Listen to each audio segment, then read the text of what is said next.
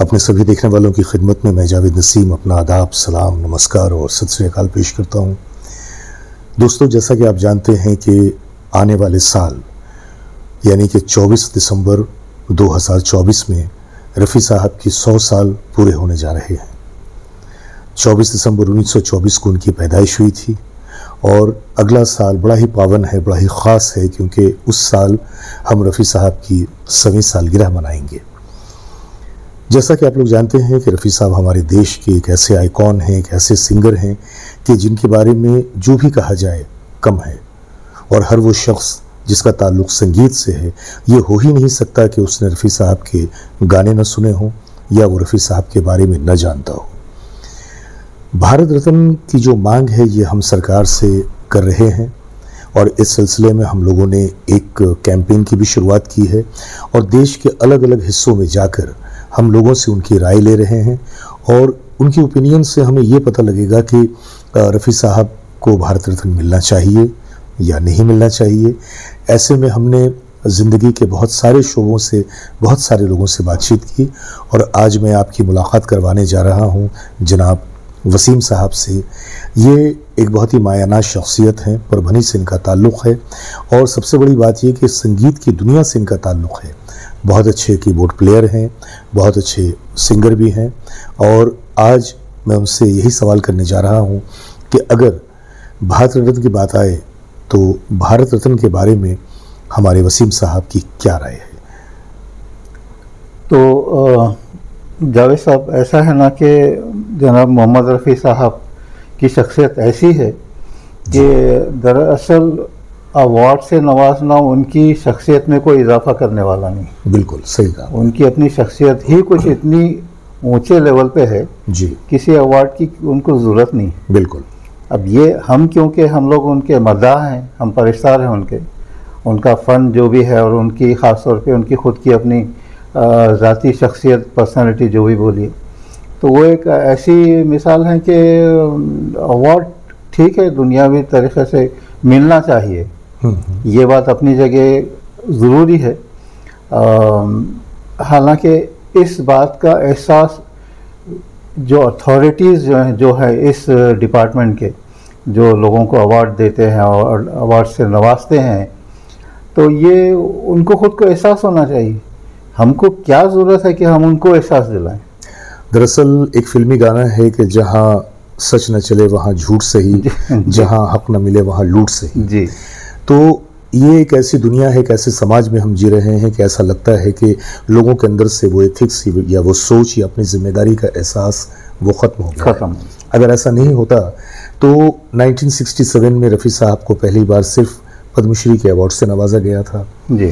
बाद में उन्हें 2 गीतों के लिए नेशनल अवार्ड दिए गए जी। लेकिन अगर हम देखें तो रफ़ी साहब से परे हटकर हमें कई ऐसे चेहरे नज़र आते हैं कि जिनका उनका जो ग्राफ है या उनकी जो कारकर्दगी है, जो कंट्रीब्यूशन है, वो रफ़ी साहब के मुकाबले में बहुत कम है जी, बेशक। लेकिन उसके बावजूद उन लोगों को भारत रत्न के अवार्ड से नवाजा गया। तो मैं आपसे ये जानना चाहूँगा कि अब तक तो उन्हें नहीं मिला ये भारत रत्न, लेकिन जो लोग नहीं दे रहे हैं या नहीं अब उन्होंने दिया है तो उनके पास भी कोई ना कोई तो एक वजह होगी। आपके ख्याल में वो वजह क्या हो सकती है कि अब तक उन्हें इस अवार्ड से महरूम रखा गया? फ्रैंकली स्पीकिंग, वजह तो ज़रूर है जी, वजह ज़रूर है जी, लेकिन कई लोग ऐसे हैं जिसकी पर्दापोशी करते हैं, वजह नहीं बताएंगे आपको, और अगर आप पूछने भी जाएंगे क्या वजह है क्या है तो टाल मटोल करके टाल देंगे। जी, वजह ज़रूर है। अब आजकल की जो पॉलिटिक्स है ख़ास तौर पे इसका बड़ा हाथ है इसमें, ख़ास तौर से 2014 के बाद जो हमारी पॉलिटिकल सिनेरियो में एक बदलाव आया है, लोगों की सोच में, लोगों के अंदाज में जो एक फ़र्क आया है, ऐसे में वाकई ऐसा लगता है कि जो सवाल हमारे जहनों में पल रहा है वो सवाल कहीं ना कहीं सही है और रफ़ी साहब को भारत रत्न के अवार्ड से जो नहीं नवाजा गया, कहीं ना कहीं ये कड़ी जाकर वहाँ तक भी मिलती है। क्या ख्याल है आपका? बिल्कुल बिल्कुल बिल्कुल बजा फरमा रहे हैं। तो और यही एक बोल के इकलौती एक वजह मुझे ये समझ में आती है कि ये बिल्कुल जो है पार्शियलिटी जिसको बोलेंगे, अगर सही अल्फाज में अगर बोला जाए जी, तो यही है। तो आपका वसीम साहब संगीत की दुनिया से ताल्लुक़ है और महज ऐसा नहीं कि आप गाने सुनते हैं बल्कि बजाते खुद आप गाते भी हैं और कीबोर्ड प्लेयर में तो आपका कोई मेरे ख्याल से आपके आसपास कोई सानी नहीं है। तो ऐसे में चूंकि आपका ताल्लुक़ डायरेक्ट संगीत से है, तो ऐसे में रफ़ी साहब की बातों को देखते हुए या उनकी फनकारी को देखते हुए ज़ाती तौर से आप क्या सोचते हैं? ये जो कुछ अब तक हुआ है इसको क्या हम इंसाफ के ज़ुमरे में डाल सकते हैं? नहीं, सवाल ही नहीं पैदा होता। इंसाफ का तो सवाल ही नहीं पैदा होता। यानी हम लोग उम्मीद भी नहीं कर सकते। क्या इंसाफ मिलने का हुआ है? कोशिश करना हमारा काम है, लेकिन जी, क्योंकि हमारा जो राइट है वो राइट मिलना चाहिए। आपकी ये बात बिल्कुल सही है कि रफ़ी साहब को भारत रत्न मिले न मिले इससे रफ़ी साहब की सेहत पे कोई फ़र्क नहीं पड़ता, लेकिन इतना ज़रूर है कि अगर रफ़ी साहब को इस अवार्ड से नवाजा गया तो पूरी दुनिया में जो रफ़ी साहब के चाहने वाले लाखों करोड़ों की तादाद में हैं, उनके चेहरों पे एक मुस्कान तो ज़रूर आ जाएगी और कहीं ना कहीं हम इस बात के लिए गर्व फील करेंगे कि हमारे देश में जो फ़नकार हैं उनकी फ़नकारी की कदरदानी आज भी मौजूद है। तो इस तरह से मुझे लगता है कि भारत सरकार अगर उन्हें इस अवार्ड से नवाजती है तो इसमें रफ़ी साहब से ज़्यादा उस अवार्ड की कदर कीमत बढ़ जाएगी कि रफ़ी साहब बिल्कुल को भारत रत्न मिला। बिल्कुल तो शायद ये हम लोगों के लिए तो बड़े इज्जत की और सम्मान की बात होगी, लेकिन शायद उस अवार्ड के लिए भी बड़े सम्मान की बात होगी कि भारत रत्न रफ़ी साहब को दिया गया।